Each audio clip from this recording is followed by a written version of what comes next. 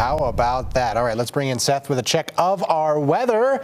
Seth, it was one of those mixed bag days. You got some flurries here and there. Yeah. Depending where you are, you got some more snow than that. But Yeah. I've noticed so far in my time here in the Beehive State is no matter what the weather is, you can get a good look, beautiful look at nature and our surrounding areas. Yeah, that's true. Every single season here is really gorgeous. Really gorgeous. Utah does have some beautiful landscape. And we did have a smorgasbord of weather down in the south. It was really nice. Let's look at this picture. This is coming from Kanab. Judy sent this in. Really nice day. Just a couple cumulus clouds indicating that nice weather. But up here in the north, quite a different story. Opposite story even. Peggy Sorensen sending this one in from Woodland Hills. She said that she measured about 2 inches of snow over there. Let's take a look at some other snow totals. The Wasatch Back got about 3 inches, 2.5 inches at Alpine, higher elevation in Utah Valley, 2.3 inches at the Salt Lake International Airport. Most of that was today. 1.9 inches in Murray, and then about 1 inch in Sandy and Bountiful, Holiday just under that, and about 1/2 inch at BYU, and even Cedar City got a little bit of snow over the weekend. These snow totals are since Friday, just to clarify.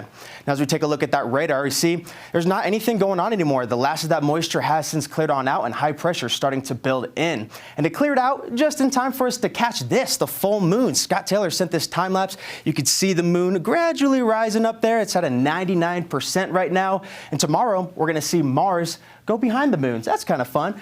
Luckily, it'll be clear enough for us to see that. Our Metrocast shows that we're going to be at 25 degrees by midnight with partly cloudy skies.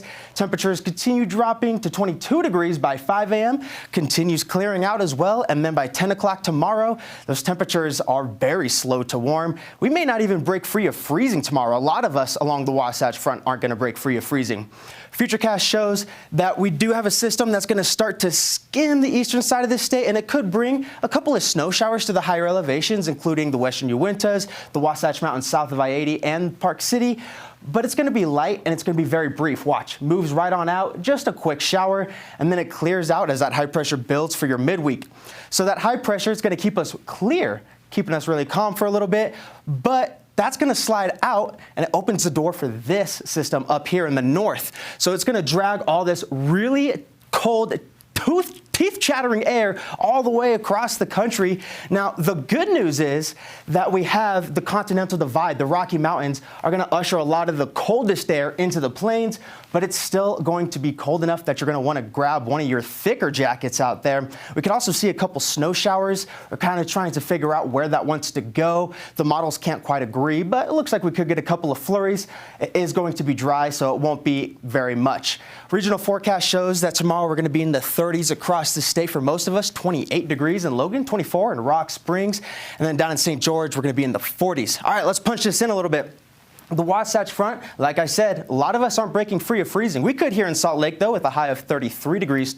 And overnight lows are going to be in the teens and even single digits for the higher elevations. And you're going to have decreasing cloud coverage the further south you go. We're looking at mostly sunny skies down there in southern Utah.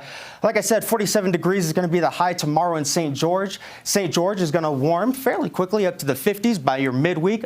Overnight lows in the 20s. And then we're going to warm up to the upper 50s by your Friday, 28 degrees Friday morning.